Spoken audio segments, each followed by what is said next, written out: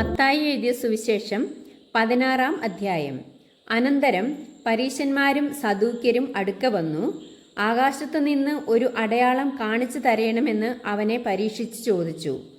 അവരോട് അവൻ ഉത്തരം പറഞ്ഞത്, സന്ധ്യാസമയത്ത് ആകാശം ചുവന്നു കണ്ടാൽ നല്ല തെളിവാകും എന്നും രാവിലെ ആകാശം മൂടി ചുവന്നു കണ്ടാൽ ഇന്ന് മഴക്കോൾ ഉണ്ടാകും എന്നും നിങ്ങൾ പറയുന്നു. ആകാശത്തിൻ്റെ ഭാവം വിവേചിപ്പാൻ നിങ്ങൾ അറിയുന്നു, എന്നാൽ കാലലക്ഷണങ്ങളെ വിവേചിപ്പാൻ കഴിയുകയില്ലയോ? ദോഷവും വ്യഭിചാരവുമുള്ള തലമുറ അടയാളം തിരയുന്നു. യോനായുടെ അടയാളമല്ലാതെ അതിന് അടയാളം ലഭിക്കുകയില്ല. പിന്നെ അവൻ അവരെ വിട്ടുപോയി. ശിഷ്യന്മാർ അക്കരെ പോകുമ്പോൾ അപ്പം എടുപ്പാൻ മറന്നുപോയി. എന്നാൽ യേശു അവരോട്, നോക്കുവിൻ, പരീശന്മാരുടെയും സദൂക്യരുടെയും പുളിച്ച മാവ് സൂക്ഷിച്ചു കൊള്ളുവിൻ എന്ന് പറഞ്ഞു. അപ്പം കൊണ്ടുപോരായികയാൽ ആയിരിക്കും എന്ന് അവർ തമ്മിൽ പറഞ്ഞു. അത് അറിഞ്ഞിട്ട് യേശു പറഞ്ഞത്, അല്പവിശ്വാസികളെ, അപ്പം കൊണ്ടുവരായികയാൽ തമ്മിൽ പറയുന്നത് എന്ത്? ഇപ്പോഴും നിങ്ങൾ തിരിച്ചറിയുന്നില്ലയോ? 5000 പേർക്ക് 5 അപ്പം കൊടുത്തിട്ട് എത്ര കുട്ട നിറച്ചെടുത്തു എന്നും 4000 പേർക്ക് 7 അപ്പം കൊടുത്തിട്ട് എത്ര വട്ടി എടുത്തു എന്നും ഓർക്കുന്നില്ലയോ?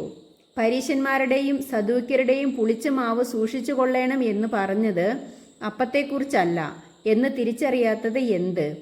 അങ്ങനെ അപ്പത്തിൻ്റെ പുളിച്ച മാവല്ല, പരീശന്മാരുടെയും സദൂക്യരുടെയും ഉപദേശമത്രേ സൂക്ഷിച്ചു കൊള്ളുവാൻ അവൻ പറഞ്ഞു എന്ന് അവർ ഗ്രഹിച്ചു. യേശു ഫിലിപ്പിന്റെ കൈസരിയുടെ പ്രദേശത്ത് എത്തിയ ശേഷം തൻ്റെ ശിഷ്യന്മാരോട് ജനങ്ങൾ മനുഷ്യപുത്രനെ ആരെന്ന് പറയുന്നു എന്ന് ചോദിച്ചു.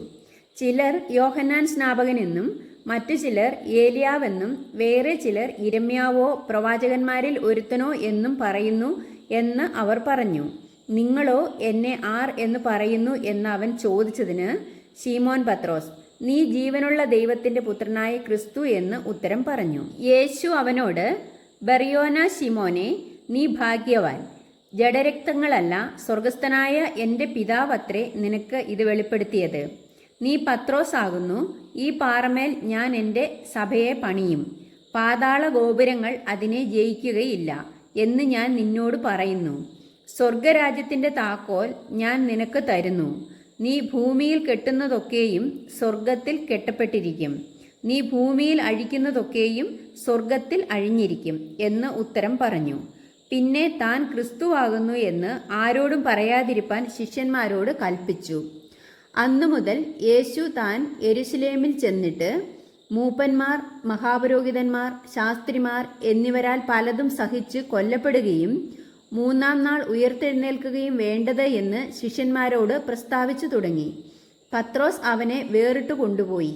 കർത്താവേ, അത് അരുതേ, നിനക്ക് അങ്ങനെ ഭവിക്കരുതേ എന്ന് ശാസിച്ചു തുടങ്ങി. അവനോ തിരിഞ്ഞു പത്രോസിനോട്, സാത്താനേ, എന്നെ വിട്ടുപോ, നീ എനിക്ക് ഇടർച്ചയാകുന്നു. നീ ദൈവത്തിൻ്റേതല്ല മനുഷ്യരുടേതത്രേ കരുതുന്നത് എന്ന് പറഞ്ഞു. പിന്നെ യേശു ശിഷ്യന്മാരോട് പറഞ്ഞത്, ഒരുത്തൻ എൻ്റെ പിന്നാലെ വരുവാൻ ഇച്ഛിച്ചാൽ തന്നെത്താൻ ത്യജിച്ച് തൻ്റെ ക്രൂശെടുത്ത് എന്നെ അനുഗമിക്കട്ടെ. ആരെങ്കിലും തൻ്റെ ജീവനെ രക്ഷിപ്പാൻ ഇച്ഛിച്ചാൽ അതിനെ കളയും. എൻ്റെ നിമിത്തം ആരെങ്കിലും തൻ്റെ ജീവനെ കളഞ്ഞാൽ അതിനെ കണ്ടെത്തും. ഒരു മനുഷ്യൻ സർവ്വലോകവും നേടിയിട്ടും തൻ്റെ ജീവനെ നഷ്ടപ്പെടുത്തിയാൽ അവന് എന്ത് പ്രയോജനം? അല്ല, തൻ്റെ ജീവനെ വീണ്ടുകൊള്ളുവാൻ മനുഷ്യർ എന്ത് വില കൊടുക്കും? മനുഷ്യപുത്രൻ തൻ്റെ പിതാവിൻ്റെ മഹത്വത്തിൽ തൻ്റെ ദൂതന്മാരുമായി വരും. അപ്പോൾ അവൻ ഓരോരുത്തനും അവൻ്റെ പ്രവൃത്തിക്ക് തക്കവണ്ണം പകരം നൽകും. മനുഷ്യപുത്രൻ തൻ്റെ രാജ്യത്തിൽ വരുന്നത് കാണുവോളം മരണം ആസ്വദിക്കാത്തവർ ചിലർ ഈ നിൽക്കുന്നവരിൽ ഉണ്ട് എന്ന് ഞാൻ സത്യമായിട്ട് നിങ്ങളോട് പറയുന്നു.